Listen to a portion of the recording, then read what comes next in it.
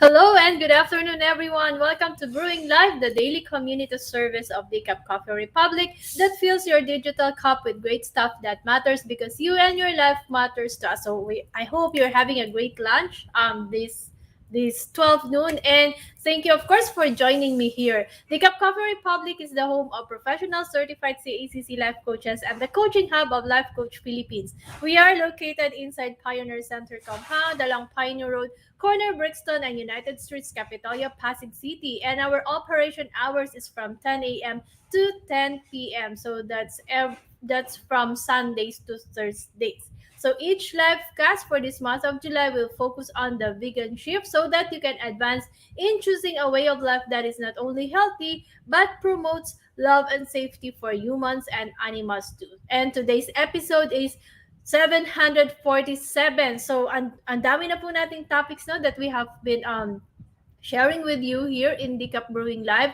And in every areas of your life, I know there's something that's gonna fit for you.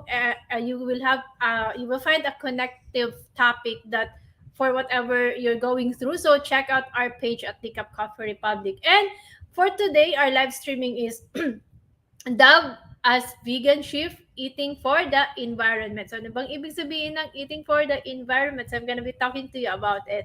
This live streaming is in partnership with Life Coach Philippines, and our intention as game changers is to brew mental fitness in your space and help nurture holistic mental health for you and the people who matters most to you. So, shout out to our S1 coaching community and to my fellow kindred coaches serving in this corner of the digital space and advancing life coaching ethically and authentically with passion. And giving is a lifestyle that never goes out of style. And as you recognize the value that we provide as an organization, we truly appreciate receiving your stars and our love gives through fund transfer. So please check out the caption of this video for bank info and our GCash account.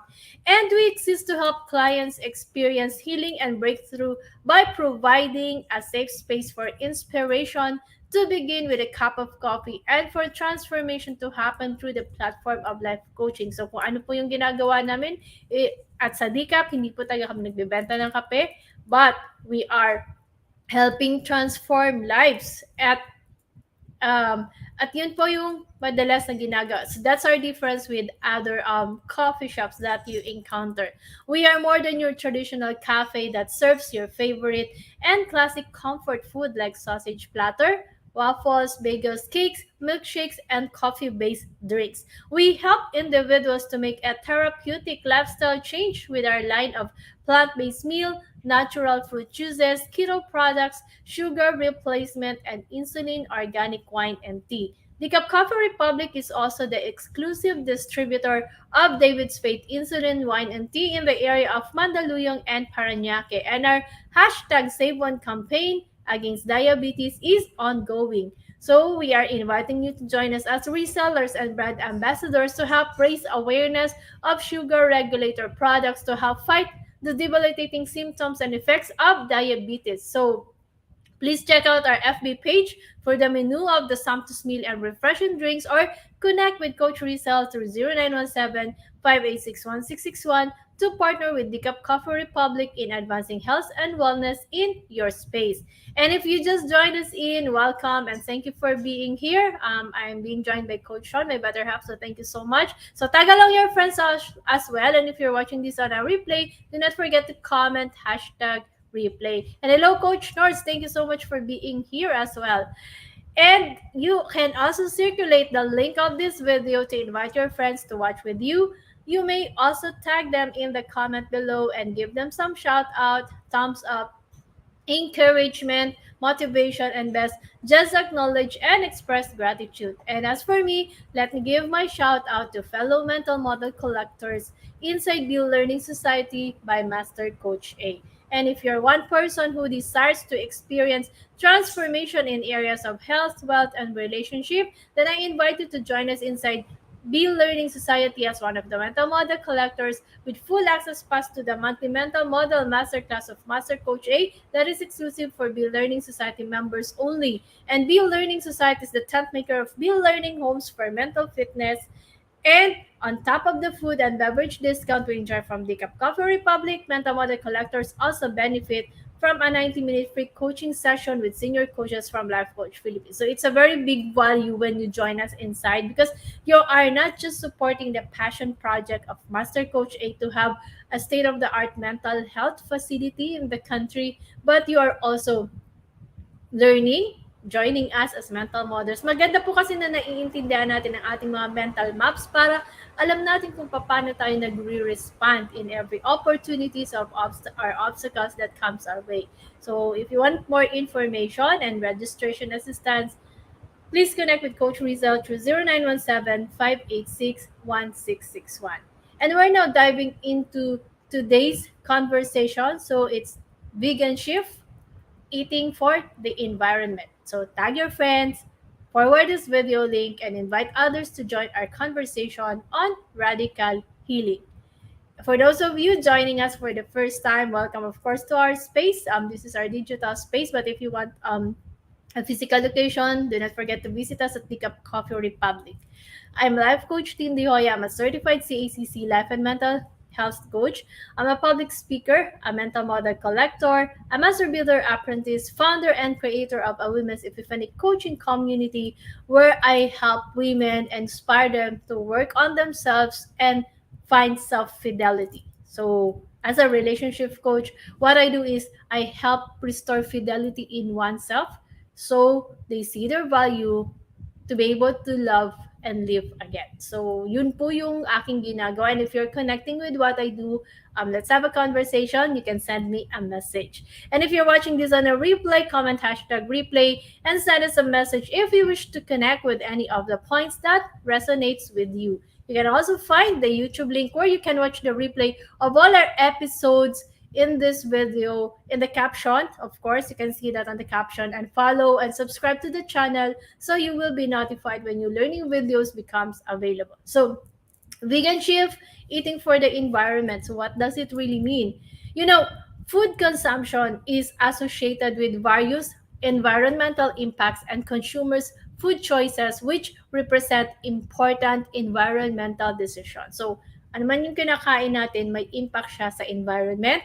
So whatever decision we make, it also affects our environmental decisions unconsciously kasi hindi naman talaga tayo ay kakain ako para kasi okay to say. Wala siyang ganun, no? But whatever we do, whatever we eat, it has an impact on our environment. In a survey done, it shows that consumer belief consumers belief about ecological food consumption affects their willingness to adapt such behavior. So, may influence po yung mga pagkain on how we make decisions. And there are actually different motive and food-related attitude which influence consumers' willingness kung pagdating sa reducing meat consumption or buying fruits and yung mga seasonal fruits and vegetables and doing the shift. So kaya po minsan mahirap siya kasi remember, we are humans, we have our habits, our behaviors, and our beliefs. So kailangan mong maintindihan kung bakit mo ginagawa ang isang bagay. At yun po yung ginagawa natin sa coaching is to educate people on what's really the value of the things that they are doing in life, including the way they eat food or the choices in food. And there's a lot of, there's common behaviors affecting food choices. First is the taste and environmental motives, which influence consumers' willingness to eat seasonal fruits and veggies. So may impact po yung taste natin, kasi kanya-kanya po tayo, iba-iba yung taste bud. So, one food that I like might not be good for you. Or hindi mo lang gusto yung lasa. You know it's good, but hindi mo gusto. So, same way.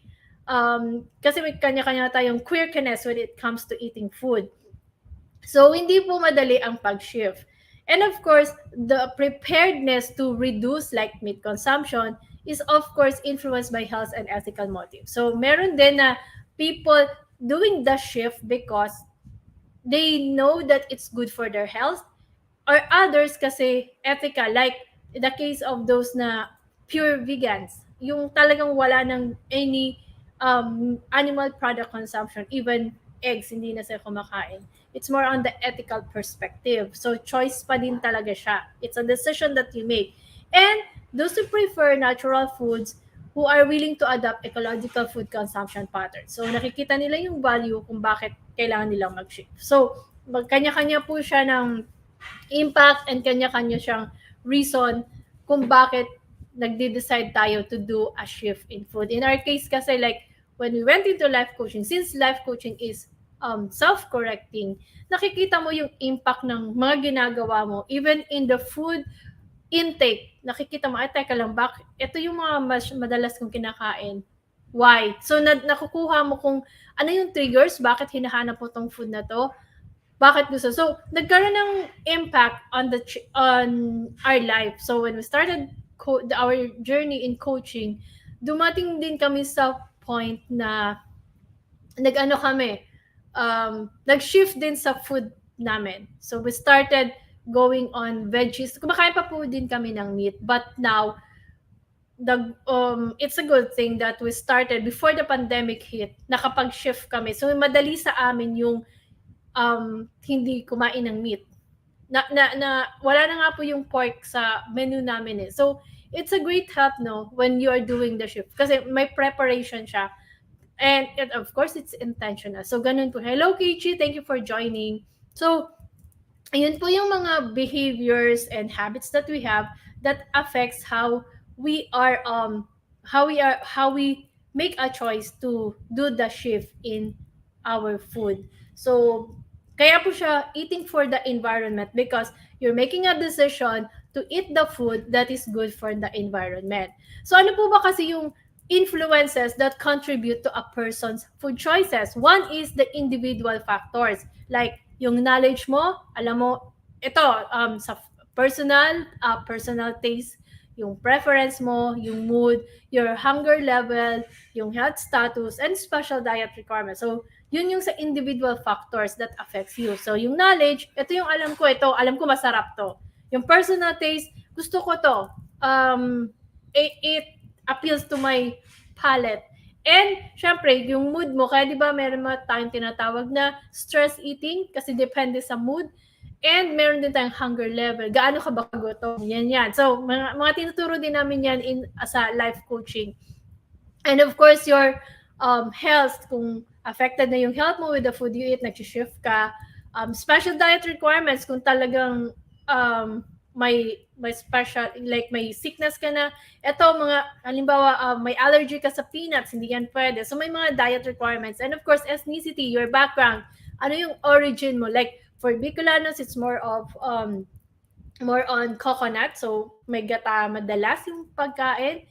And, syempre, personal income. Malaki po ang impact ng income. Ano yung kayang bilhin. Another is the environmental factor. So, the weather, yung food ba is affected by the weather when it's produced. The time of day, kakain ako kasi ito yung oras ng pagkain ko. Immediate setting or advertisement. Na-entice ka. Sa nakita mo, ay parang masarap yung commercial na yun. Parang sarap na sarap siyang kumain. Gusto ko din siyang i-try.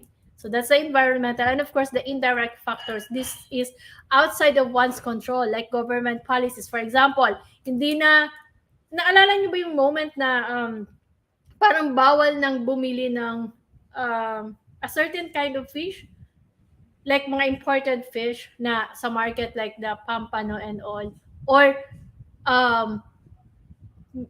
pagbabawal ng meat kasi nagkaroon ng foot and mouth disease. So, yan po. So, we have your individual, your environmental factors, and your indirect factors. And with all these influences, it also puts the planet in danger. Itong mga factors na to, it affects the environment. And it is clear na hindi talaga natin matatransfer or ma-restore yung ecosystem or the environment without transforming our food system. So what we eat has changed the planet. And across the globe, yung forest, devastation of the forest to make space for cattle or farming and grow crops to feed livestock. Even our oceans became barren since nasobrahan po tayo or we have exhausted the environment. So food production is not only the greatest driver of wildlife loss, It contributes to climate change, wherein about a quarter of global greenhouse gas emissions are associated with food. So, yun po yung nagiging impact with the food choices that we make. So, if you want to eat for the environment, you have to make a shift and change your eating preferences. Now, if you want to do the vegan shift, you can connect with us so we can help you. Hindi po kasi madali ang pag-transition kasi minsan ginagawa ng tao mabilisan, no? Which is not good for our mental health kasi parang deprive mo si brain. So dapat po may transition ka, may process for you to be able to start eating healthy. Not just because you want to be healthy but also to save the environment. So you can connect with us. You can connect with Coach Rezzhel at the Cup Coffee Republic. We have a variety of plant-based food that you can enjoy. And one of the favorite that I love to eat is the meatless burger. So kung mahilig kayo sa burger, ito po yung food option that's very healthy without guilt. You know, burgers are quick to order. They're great tasting, feeling, and adaptable in almost all types of cuisines.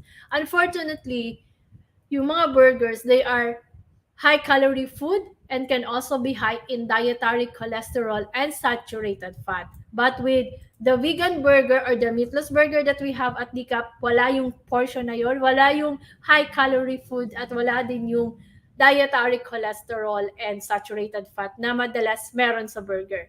But the taste is the same. So kung gusto niyo pong i-try, mag-message lang po kayo kay Coach Rezzhel and order. Pwede po kasi yung take out. You can also have it for delivery and of course yung dine in. So if you want to experience it, we want to invite you of course to join us at DCAP to experience the food and have a conversation with coaches as well. So I'm gonna give you some tips on how you can start eating for the environment. Hello, Coach Lynn. Thank you for joining. So first is eat more plants. So farming animals for meat and dairy requires a space and huge amount of water and feed. Yun naman po kasi yung ano doon, kung mataas po yung meat consumption natin, mataas yung demand sa meat, of course, kailangan to be able to sustain the provision for meat, kailangan malaki yung space na i-occupy mo to do it. So the livestock industry alone generates nearly 15% of all man-made greenhouse gas emissions. So with global meat consumption soaring 500% between 1992 and 2016 pa lang to, no? So what more na yun? It is clear we need to rebalance our diets by prioritizing plants and moderating our intake of animal products. And it's good that there are now a lot of options when it comes to switching to vegan. It's just that sometimes hindi talaga yung taste buds mo para hindi ma-adapt yung ibang food, no? But I assure you, when you check it out with DCAP, the food that we have is really the same as what you're eating. Kaya madali pong mag-shift. Second is eat more variety. Kasi 75% of the world's food supply comes from just 12 plants and 5 animal species. May survey po nito or may ginawa pong study na 12 plants and 5 animal species lang tagang ginagamit natin to be able to survive, to eat. So, it would be great if we have greater diversity in our diets, which is essential as the lack of variety in agriculture is both bad for nature and a threat to food security. Kasi nga po, kung yun lang, of course, we will be saturating it, mauubos natin. We will be able to exhaust it. And soon, it's not gonna be enough. So, hello, Coach Mau. And yes, see you, Coach Lynn. Exciting to sa Thursday, so see you. So, third, make responsible seafood choices. Kasi seafood is one of the foods that we eat as well. So, in a study, roughly 94% of fish stocks are overfished. So, 34% are maximally sustainably fished, 60%. And of course, yung aquaculture, meron ding mga issues. But when responsibly produced, seafood can benefit people, nature, and climate. So try a diversity of species from well-managed sources, eat lower in the food chain, and opt for lower carbon emission seafood. Kasi hindi po lahat ng kinakain natin ay healthy for us and healthy for the environment. And of course, cut the waste. Food waste is a big problem. 30% of the food produced is wasted with serious repercussions for the environment. So kung aware lang tayo on how we can cut on the food waste, much better we're helping keep safe our environment. In fact, if in one of the study, if food waste was a country, it would be the third largest emitter of greenhouse gases after China and the USA. So imagine that it's third. So reduce waste in your household. Freeze anything you can eat while it's fresh, and where possible, buy loose produce so you can select the exact amount that you need. Kasi kung mga package na at times hindi din siya nauubos tapos madali nasisira din. So tinatapon lang natin kasi 'di ba may expiry date. So yung to cut the waste or the food waste, it's really more on just buying what you need and i-lessen yung consumption ng mga can. Kasi producing it affects the environment as well.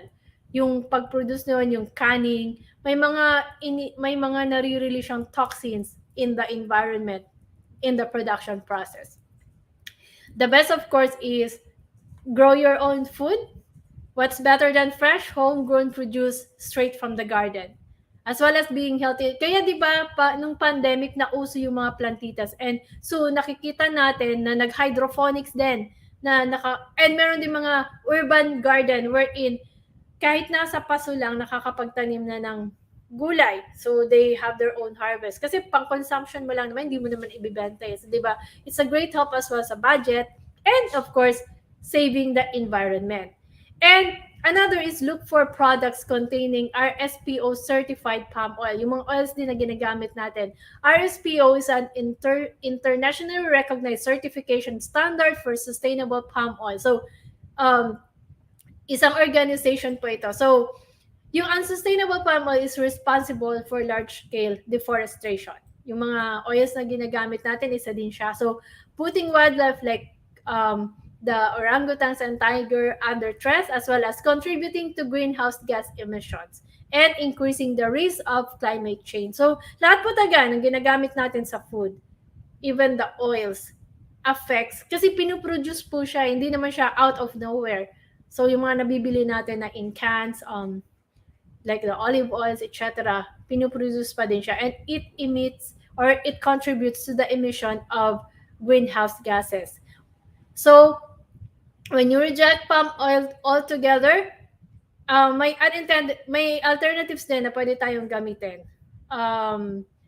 So, start looking for items na may RSPO certification para alam mo na when they had processed it used the safety standards at wala siyang impact sa environment. And pass on plastic. Madalas natin itong sabihin nung nauso yung mga baha. Kasi yung plastic po kasi hindi siya biodegradable. And it takes 100 years for one plastic to decompose. At minsan nga taga hindi siya nagde-decompose.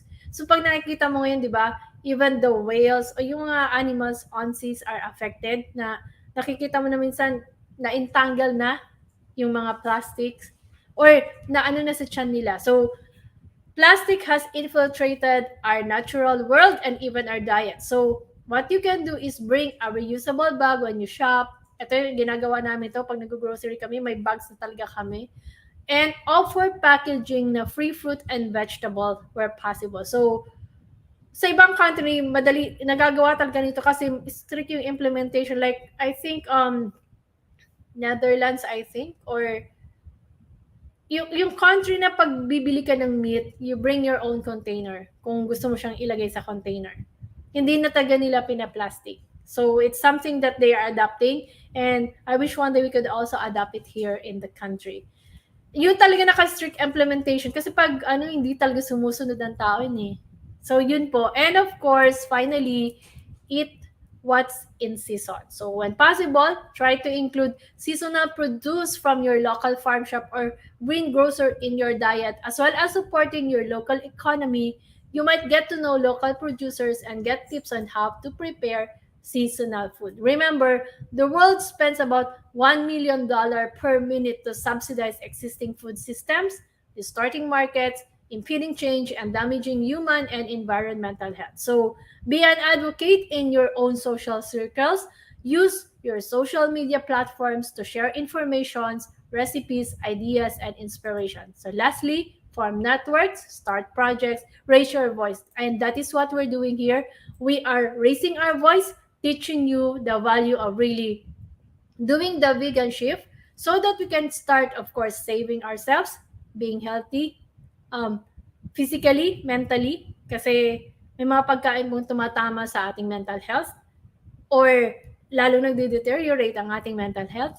And aside from that, you're also helping our environment by saving it. So thank you so much for joining me today and supporting the advancement of mental fitness. And I want to invite you to join us on floor for our face-to-face community event. So for Nurturing Monday, it's me, Walk Along with Coach Teen. Here, I help you understand your relationship with yourself so you can have better relationship with others. Groove Tuesday, it's all about habits with Master Coach Jasmine. If you want to start a habit and be consistent with it, then you need to know habits. And may science po kasi ang pag-create ng habit.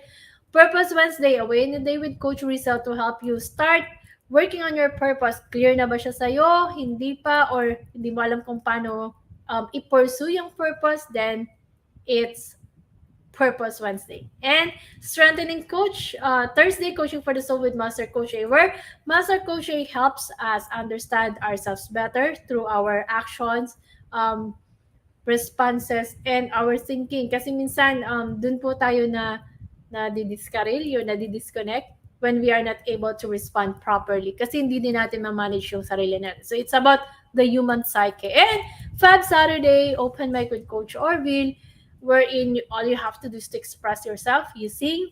Hindi po kailangan na professional singer, but just join us and sing with us.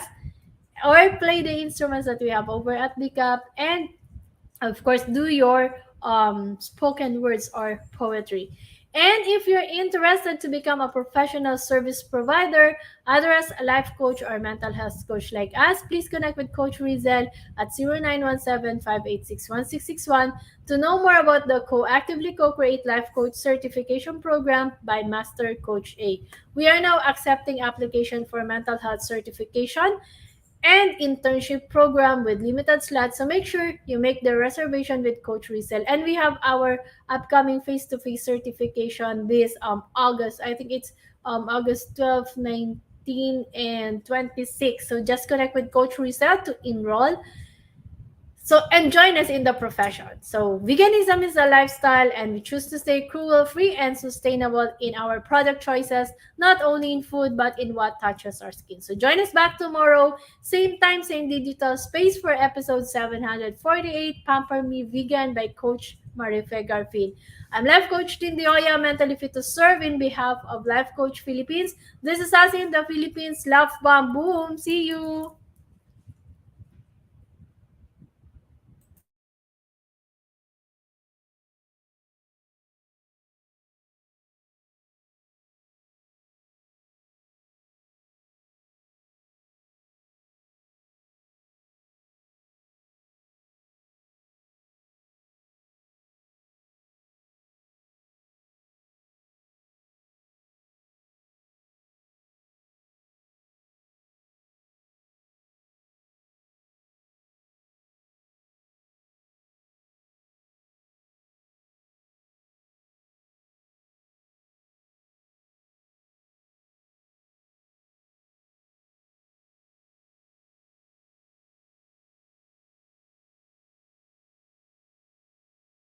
As a business owner, are you overwhelmed by the need to post beautiful, engaging content every single day? Are you left wondering what to write? Tired of scrolling through stock photos that all start to look the same? Confused by complicated graphic design programs? Rise Up Creatives is here to help. Each month, we give you everything you need to create 31 days of social media content in just 5 minutes a day. Customizable captions, curated lifestyle photos, a drag-and-drop graphic design tool, and the ability to post directly to your social media accounts. No one else empowers you with these 4 resources all in one place. Each Each month, we help you plan your social media calendar by providing you with 31 image themes and customizable captions so you can quickly and easily create engaging content and grow your following. Simply select the image that works best for your feed or story. Then, copy the caption and customize it to fit your audience. 5 minutes a day. It's that quick. Plus, you'll absolutely love our drag and drop graphic design tool. Start from scratch or choose one of our beautiful templates to fit your unique brand. When you're ready to export your design, you can download, email, or post directly to your social media accounts. Here's the truth. Our world needs what you have to offer. Don't let technology or procrastination hold you back. Rise Up Creatives is more than an online resource. We're a community helping you overcome your biggest barriers to reach your greatest goals. We're here to help you rise up and be creative.